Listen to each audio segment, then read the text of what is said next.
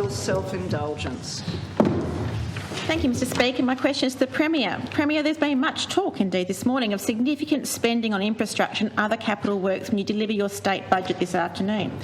To give the public confidence that this spending will be delivered effectively, efficiently and economically, an adequately funded Tasmanian Chief Engineer should be appointed to advise on technical considerations and reduce the risk of service, project or policy failure. Premier, we need an independent Chief Engineer to provide impartial and fearless advice on policy frameworks, workforce needs and important purchase decisions. Climate adaptation. Premier, will you follow the example of the ACT, Victoria and New South Wales and establish an office of the Tasmanian Chief Engineer? Honourable Premier.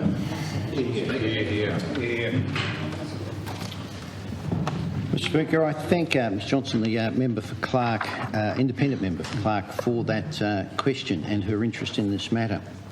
Look, I'd make this point. Frankly, no.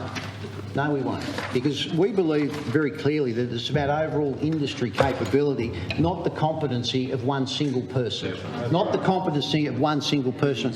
We saw this tried by Labor some time ago with the state architect. Crashed and burned. Crashed and burned. Did not work, Mr Speaker.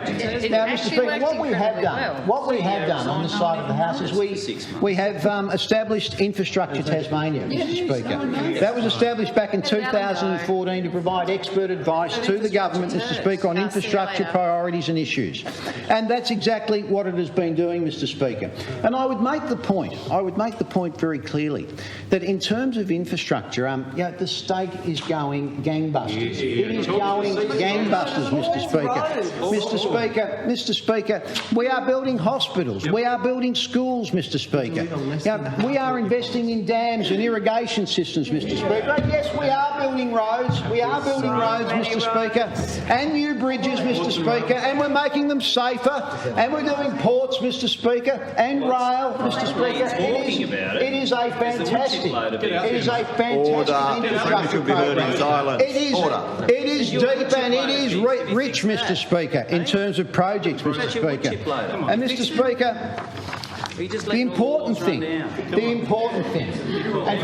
for a government, obviously, infrastructure is there to improve our roads, Mr Speaker. It's there to provide better buildings, Mr Speaker, and better building infrastructure for Tasmanians that need it. But it's also there to support jobs. It is there to support jobs, Mr Speaker.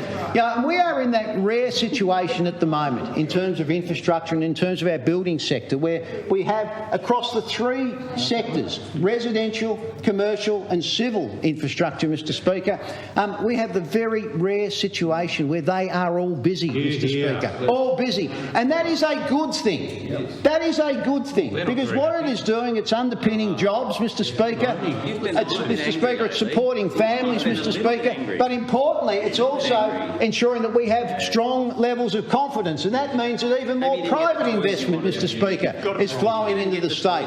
Even more private investment, Mr Speaker. So, Mr Speaker, I'll come back to the member's question. As I've said, we believe it's about overall industry capability, not the competency of just one single person, Mr Speaker.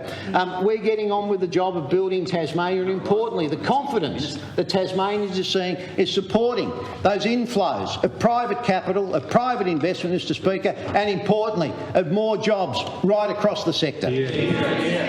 Honourable Member for Bass.